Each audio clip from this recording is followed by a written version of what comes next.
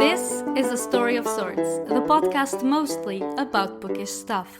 Footnotes. Hello everyone and welcome to the second bonus episode of this season. I'm Karina and I am going to talk about the books I've read in February, and I also want to talk about books on my to be read that I'm really excited to read. Just a couple of books because, as I've said before, I don't really plan my to be read. I have been reading a lot of advanced reading copies since the beginning of the year because I want to leave reviews on Edelweiss and Edcali, but I do want to try and make a small dent on my physical to be read. I'm also doing a sort of a book buying ban, so I'm really trying not to buy any more books. I'm trying to save up as well because since the pandemic hit last year, that's been a bit of a struggle, but the book ban isn't always easy when you're in several book clubs. So any book that I'm buying this year, I'm trying to buy it only for a book club I'm part of. Otherwise, I'm really avoiding buying books, especially because, let's be real, between the advanced copies I keep requesting and the physical pile I already own, I have enough to be entertained for a long time. Also, a reminder that if you live in Rotterdam, Bos and de Jong, the bookshop I work at, is organizing 2 book clubs. One where we read fiction and non-fiction books which deal with social justice matters like racism, intersectional feminism, LGBTQ, IAP+, ableism, fat phobia. We already have a list of books we will be reading and discussing this year, including hood feminism, disability, visibility, what we don't talk about when we talk about fat, and etc. It's called Educate Yourself. If you'd like to join in, it's online for the time being. You can subscribe to our newsletter or just send us an email, and I'll leave the links on the show's notes. The other book club we host is called Nieuwe Taal and is for people who can talk Dutch but would like to improve it by reading, like myself. I think reading is the best way to continue to learn a language, especially if your social and work circles only speak English or other language that is not Dutch. So if you think this is something that might be interesting to you, come and join us. We meet online as well once a month and we chat about each book we read in Dutch. We are skipping our meeting in March, so we are going to meet next in April, and right now we are reading Het Ministerie van Oplossingen by Sanne Rosenboom. Now that is said, let's go into my February reads. I'm never too worried about finishing a book at the end of the month. So sometimes I carry books that I am reading in one month to the next, which was the case with An American Marriage by Tayari Jones. I read this book in audiobook form and I really enjoyed it. It was a book about a marriage between 2 black people, and it's really also a sort of love triangle. And the story starts with, I'm terrible with names, so I forgot all the characters, but with the main character, the guy in the story, being accused of rape, something that he did not do, and he is sent to jail for 12 years. And what you see in the story is what happens throughout the years that he is in prison between the couple, between the 2 people who are married and a friend. I don't want to spoil it, but I really enjoyed it. I liked the writing, and I really think I would like to read something else by Tayari Jones, like for example Silver Sparrow. But if you're considering picking this up, I really recommend it. Honey Girl by Morgan Rogers. This was an advanced reading copy. The book is out in the meantime, and it was so magical. I really enjoyed the book. And one of the things that I like the most is that the main character is in her late 20s. I think she's 29 in the book, and she's still trying to figure out her life, even though she's the kind of person who thought she had all of her life figured out. She has a PhD, she's trying to get into academia, but unfortunately she finds a lot of prejudice because she is queer and because she is black. And the story starts with her getting married in Vegas, or actually waking up after a crazy night in Vegas where she got married, which wasn't obviously in her plans and kind of turns everything upside down. There's a lot of family relationships, but also friendships and trips, and it's really good, especially if you are in your 20s and you're still figuring out life, which is very normal. I think this will speak to you. And then the writing, as I said, it's very magical and dreamy, which I really enjoyed. Efter by Hanna Bervoets.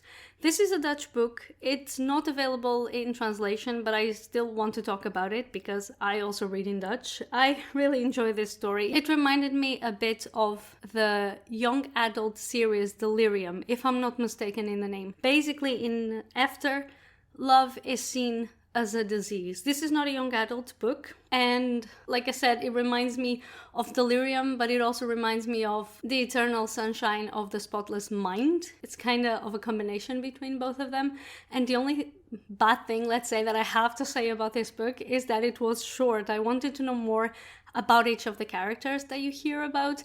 I wanted to know more about the stories. There were a few loose strings in it that I really would have liked the author to go in and to widen it, to broaden it. But I still really liked the book. It was also a buddy reading, so I was reading it with someone. And we both really enjoyed it. And I already bought another book by Hanna because I want to read more of her stories. And I'm always looking for Dutch books that I enjoy. So she seems like a solid choice to carry on reading in Dutch.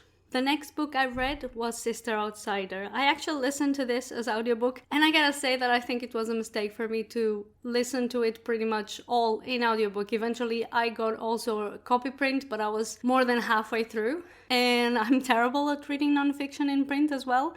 But Audre Lorde talks about so many things in one book with essays, and the essays are not connected with each other. So for me, even though it was a very interesting and important book, I was a bit lost when it came to talk about it with other people, because this was also a book chosen for the book club Educate Yourself with Boss and Young, and it's easier to talk about the subjects that she brings up than it is to talk about the book itself. So I think it is a great conversation starter to talk about a lot of social issues, but as a book, it's kind of difficult, I think, to read. And it's very complicated to get your thoughts out there as well after you are done with it. I was a bit lost. I didn't know exactly where to pick up, even though I've learned so many important things. I would still recommend it, but read each essay on your own time and take time to think about it, because otherwise, if you try to read it like I did from one point, from cover to back, it's going to be a bit complicated in your mind to make so many things click. The next book was Dear Martin. I actually read this one in Dutch as well because I thought it's a young adult book, but I kind of regretted it because there was so much slang and language that I know in English that I don't really know in Dutch, so I wish I had picked up the English edition. This is by Nick Stone, and it's actually very known. I have it in my to be read for a long time. It just goes back to the stories that you hear about Black Lives Matter, and that's why it's so believable as well. Like, the whole story is fiction, but it's very believable, and she packs so much in the book, even though it's not a very big book, but she does it so well that it does, even though it's a super heavy book, it doesn't feel like it has too many issues and too many things in it, even though it does cover a lot of things, a lot of grounds, and I really would recommend it as mandatory reading for schools. It's so important.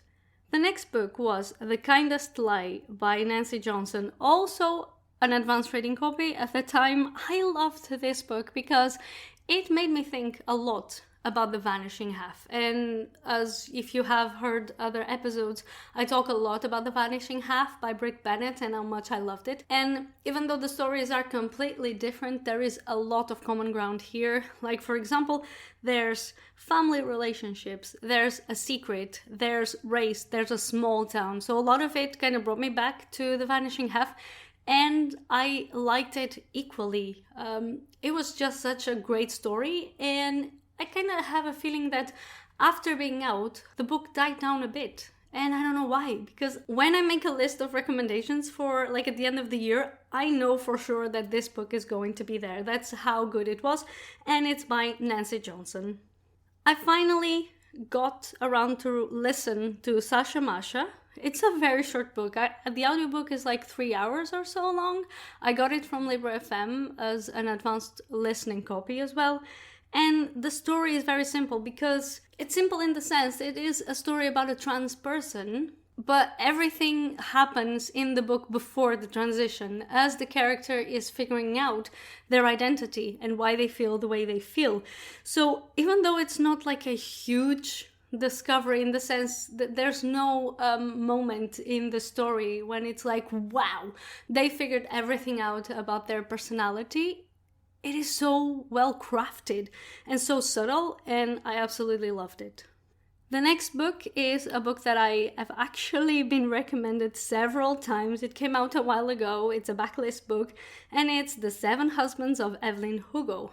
I've listened to this in one afternoon while I was digitally painting on my iPad, which is something that I found out. Last month, I actually listened to a few audiobooks while digitally painting because it's just so good. You know, sometimes I'm on my sofa just checking my phone, doing nothing, and I kind of have this necessity to grab something, like to do something digitally, but it's not productive. I'm just wasting time. So what I do now is I put my headphones on, I put an audiobook on, I get my digital painting by numbers, and I just spend the afternoon doing that, and I'm listening to a book at the same time. So I finished this one, and it's by Jenkins Reid, and I did not know that it was a queer story. I thought it was honestly just about their husbands, but without spoiling, the story is about her husbands, but it's about a lot more. And it's a queer story because Evelyn is actually bisexual. So if you're looking for a queer love story, this book is really for you. Which honestly, from the blurbs and stuff, I guess I either didn't read right or I forgot. I wasn't expecting, and I absolutely loved it. And yes, I am not upset that Edelweiss has rejected my request for the new book by Jenkins Reid. I'm not upset by that, okay? I'm not. I am just not. The next book I've read for another book club, 3 book clubs, okay? So I'm going to talk book clubs a lot. And this was Growing Up Aboriginal in Australia by Anita Heiss. This is actually, that's the editor, because this is actually a compilation of essays written by Aboriginal people who grew up in Australia. Super interesting. I really like the fact that they chose a lot of stories by Aboriginal people. So not only stories of super success, but also stories of regular lives and how important they are and how prejudice is so similar across identities and across, let's say, for example, the same things that people who are Aboriginal in Australia complained about the treatment that they were given by white people is very similar to what Black people and Native Americans complain in the United States. So completely different places, but the prejudice and discrimination from white people is there, and it's terrible. So I really recommend this if you want to know more about Aboriginal people. This is not a history book, so there's a lot of things that if you don't know, you won't find out, and you are going to have to search. So you're going to read other books, watch documentaries to know more about the story. But this is like a start for you to learn and search more, and an introduction to Aboriginal lives in Australia. The next book was Milk, Blood, Heat. This is a collection of short stories, another book that I've read during the weekend while I was painting by numbers. And to be honest, the only thing about short stories is that because it isn't like one narrative focusing on just one person, I kind of forget them. I know that I've read this book. I enjoy this book. I think the stories were really well crafted. But if you ask me to talk about the stories in it right now, I really wouldn't know. Because they're tiny, they're small stories. I would have to go back and kind of read back on the blurb to be able to talk about the stories that I've listened to, because then I remember. But this always happens with short stories. I remember one detail here and one detail there. Unless I take notes, I cannot remember the whole bundle. But I know how I felt when I listened to this book and when I finished it, and I really enjoyed it. So if you like short stories and if you're looking for a short story collection, this is really good. The last book of the month was Milk Fed. And oh my god, I love this book. The main character of this book, trigger warning for eating disorders and talk of food, but the main character is obsessed with food in the sense that she counts every single calorie that she consumes. And eating is like a ritual She doesn't just, pick up things to eat. She has a time to eat things, more or less. She counts what she's going to eat, how many things she can eat, how many calories for each meal. Everything is planned until the day that she actually goes to get some frozen yogurt. And even the frozen yogurt is like measured. And there's this new girl that she has never seen before serving people at the frozen yogurt shop. And the girl serves more than what she asks for. Even though she says, I just want you to serve to the brim, she puts it more than the brim. And then the conversations kind of start. And that girl is a fat girl. And she's unapologetic and unashamed, as she should be, of that. And the main character is like so blown away by the possibility that your entire life doesn't revolve around calories and you're okay with that she kind of becomes a bit, I wouldn't say obsessed, but just curious about it. And they start a sort of friendship relationship, and it kind of turns the main character's world upside down. And I absolutely loved this book. So if you don't have any trouble with books that talk about food and diet and stuff, I really recommend it. And these were the books that I've read in February, which was really good. Actually, March isn't going as well. I've been reading a lot less than I read in January and February, but I knew that the reads that I was putting in January or February were not my normal. So I'm not really disappointed, because I know that I'm not a fast reader. I know that January and February were exceptions. I'm going to continue to try and read as much as I can, because I want to go through my TBR and I have loads of books that I'm so interested in reading, but no pressure, because I'm loving the reads of this month and I can't wait to talk about them next month.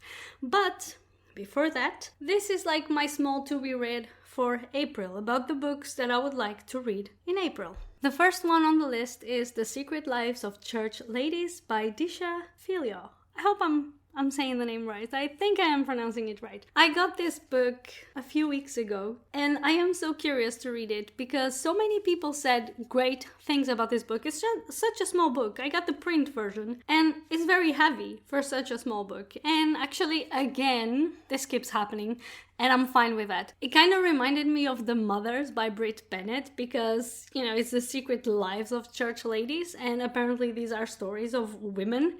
And people say that it's very funny, and I love a funny book, but it's also apparently quite deep. So I'm very curious, and I think that it's going to be one of the first books that I will pick up either at the end of March or beginning of April. The last one is a book that I bought last year, then gave it away as a gift to someone because I didn't have anything else in the house to give them. I knew and I know that they love books, so I decided to just get a book from my own to be read. They were still brand new to give to them. And then I immediately bought another copy for myself, and that's Hamnet by Maggie because, again, I also heard wonderful things. It's the winner of the Women's Prize for Fiction. People who have read it said that it broke their hearts, and there's nothing I like more than a book that breaks my heart. So this one I really want to pick up as fast as possible, just because it's been on my to be read also for a while, and I'm really curious about it. In audio, I'm expecting to be able to listen to The Prophets by Robert Jones Jr. and How the One-Armed Sister Sweeps the House by Cherie Jones. This last one is also in a long list of an award that I forgot about. The Prophets has had a lot of great reviews, and it's been on my to be read in audio also for a while. Thanks so much to Libre.fm for the advanced reading copies. I actually have a code if you are a new member of Libre.fm in the US, of Canada, and you want to try the app out. You can use the code A Story of Sorts at checkout to get 2 books for the price of 1. So thanks Libre.fm for the advanced reading copies, which also help me continuing to do this podcast and having new audiobooks, interesting audiobooks to read so I can talk about on the podcast. Now, when it comes to the advanced reading copies that I still have on my e-reader, I am planning on reading Her Sister's Tattoo by Ellen Meerpol and The Other Black Girl by Zakiya, Dalila, Heiss. Once again, I have no idea if I am going to read any of the books in this list in April. This is just like what I'm expecting to do. No pressure. I will read these books when I read these books, but these are the plans that I have about the things that I want to read next. And that's all for today. I hope you have enjoyed today's episode. Please come and talk to me if you have anything to say about the books that I have talked about, or any other books, to be honest. I'm very active on Instagram, sometimes on Twitter as well, so come and talk to me about books.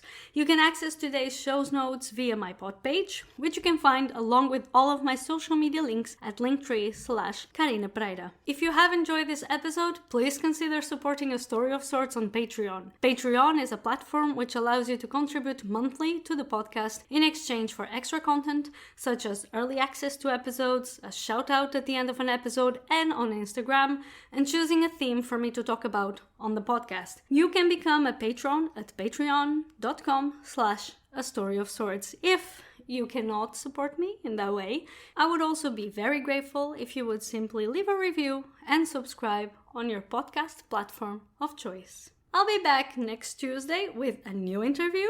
I'll talk to you then, and thank you for listening.